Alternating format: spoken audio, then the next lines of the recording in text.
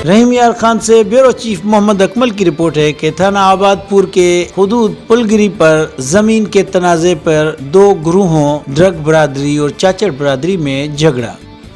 जिसमें चाचड़ बरादरी के हमले से ड्रग बरादरी के खवातीन समेत 10 अफराद शदीद जख्मी। झगड़े में डंडे, मुक्कों और ईंटों का आजादाना इस्तेमाल किया गया, जबकि लड़ाई में आबादपुर पुलिस खामोश तमाशाई का किरदार अदा करती रही।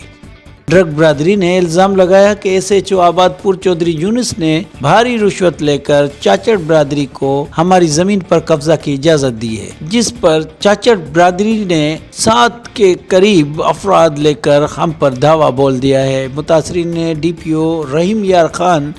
RPO बहावलपुर से फौरी नोटिस लेकर मुल्ज़मान के खिलाफ कार्रवाई की दरख्वास्त की है। रहीम यार खान थानापुर की हुदूद पुलगरी पर जमीन के तनाजे पर दो गुरूहों ड्रग बरादरी और चाचड़ बरादरी में झगड़ा, जिसमें चाचड़ बरादरी के हमले से ड्रग बरादरी की खवातीन समेत 10 अफराद शदीद जख्मी।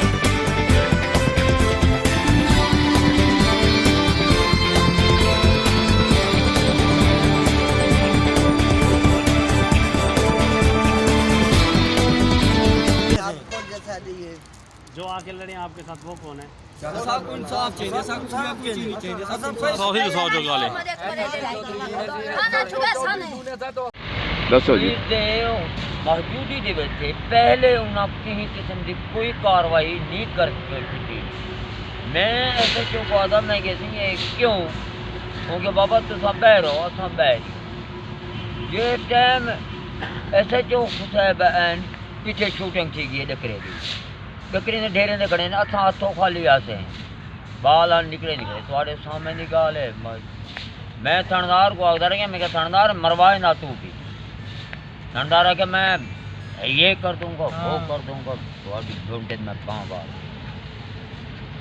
यार पीछे तू तो ठीक ही मैं क्या करे था तेरा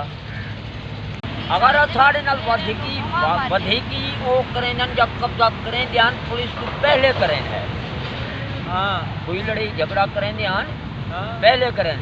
SHO अपने ईमान के उत्ते आखिरी आख दे जो भी मेरी मौजूदगी दे झगड़ा नहीं था असा जोरदार तो भाई थाना केवा लगदा तानू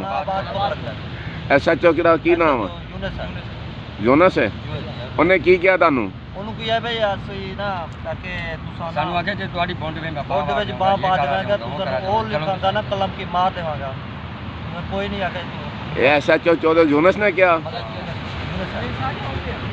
स्टे होवन दे बावजूद सटे बा होवन दे बावजूद SHO ਨੂੰ स्टे दिखाया सी चार जाले पहले उन्हीं ने थाने दे पहुंचा दी थी सारी चार जाले पहले सारा कुछ दे रहे तो मेहरबानी करो तो बंदे को धक्का ना लग जाए जायदादी झगड़ा है वो पुलिस पहले उन्हें वैसे कुछ नहीं आया तो मैं को आके शूटिंग कर रस में करते ना जब पुलिस आई है बाद में उन्हें झगड़ा कर पुलिस दे SHO दे मेरी छोटी बहन है पेरें दे डांदी रह गई वाली उन्हें कुछ नहीं किया। पुलिस वाले ने लत मारी ताडे की नाम ओदा पुलिस वाले दा जो इत्थे खलोता सी जो तुहानू नाल लेके आया इन्हें लत मारी ताडे